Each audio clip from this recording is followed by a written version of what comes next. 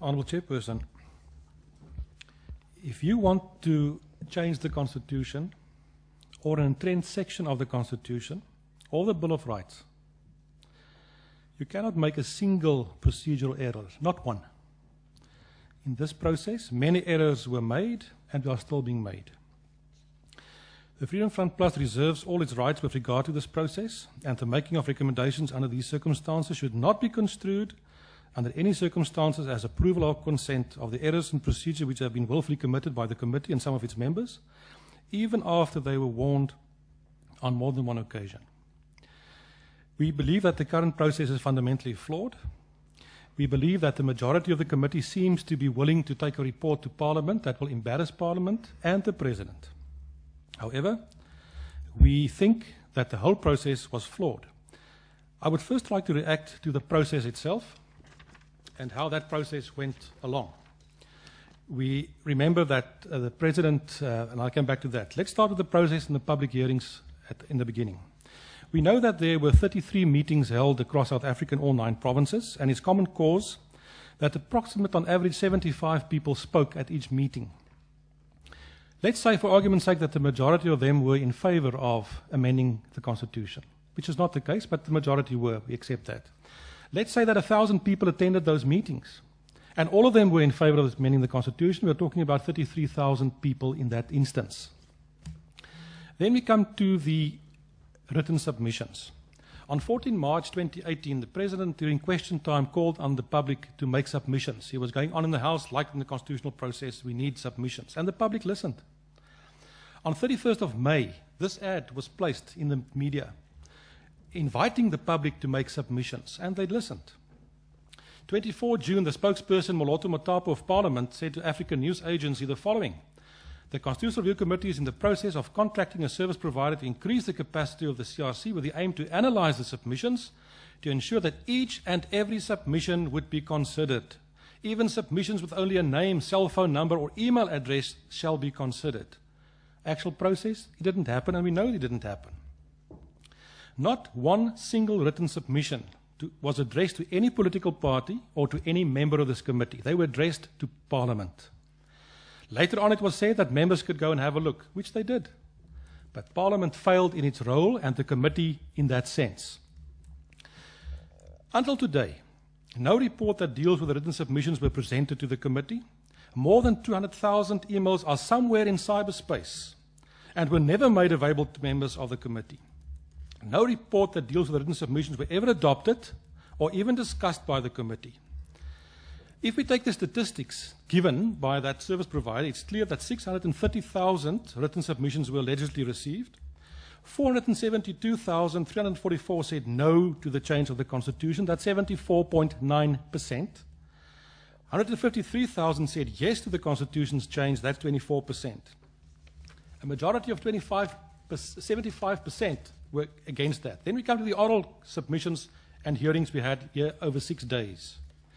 In total, approximately 53 people came, and that's part of the submission and the resolution that we adopted in Parliament that said we should also engage with civil society, academics, organs of society, business, etc. 53 organizations came. In my submission, page 4 and 5, I present you with a list, each and every one. Some of us attended all of those. Some of us attended all of those. Of those oral submissions, 41 out of 53 of them said no to the amendment of Constitution. That's 77.3%. 11 said yes. That's 20%. Once again, more than 75% of the people that came here to make an oral submission said, no, don't change the Constitution. However, it seems that we are convinced, some of us, that the Constitution should be changed under all circumstances. We've got a choice. If we seriously want to address the land issue, which I believe we should do it in a proper fashion. If we want to play politics with the election in mind, we can force this process through Parliament, and we will have to pay the consequences in the end. That's your decision. Those who have got the majority in this committee, they must take that decision. We were told by many people in terms of the implications, in terms of international treaties. Go and have a look at Section 17 of the Universal Declaration of Human Rights. Go and look at the AGOA Act that will impact on our economy. But we can ignore that. Let me then come in conclusion, Chairperson.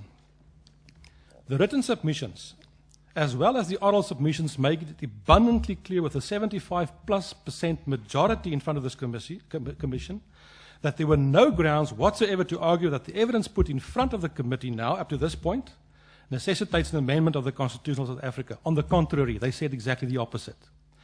Chairpersons told us throughout, the submissions are just as important as the oral hearings outside. I accept that, but look at the figures involved.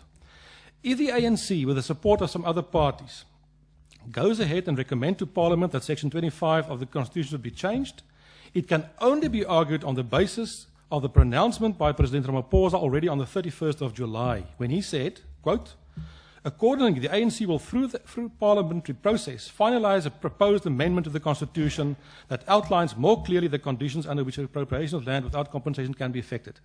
A factual statement, it will do so. That happened in the middle of this process. We were still busy with provincial hearings. At that stage, we haven't heard one oral submission by people that we invited to come here. We've not received any report, but it was announced already at that stage. The South African public and international community should take note that the protest, this whole process, as far as we are concerned, was a charade and therefore fundamentally flawed. The decision to amend Section 25 was taken by the NEC of the ANC and announced by President Ramaphosa already on the 31st of July. We wasted the time and money of thousands of people out there. With regard to recommendations in conclusion, if we want to address the problem, and nobody came in this process and said, we do not accept that we have an urgent challenge in terms of land. However, the fingers pointed at the government for failing in the last 24 years. Now the Constitution is blamed. Recommendations, if you are serious, we call for a proper land audit to provide clarity on land reform in South Africa and to formulate a clear strategy for land distribution plan. We say that the state must make available the 4,000 farms already bought. Please conclude. And we've got my submissions and recommendations are in this document of 15 pages. I'm constricted to a few minutes. In conclusion, we are of the view that the Constitution should not be blamed, and therefore, if expropriation without compensation is not the answer, Section 25 is not the problem, and it should not be amended. Thank you very much, Honourable Mulder.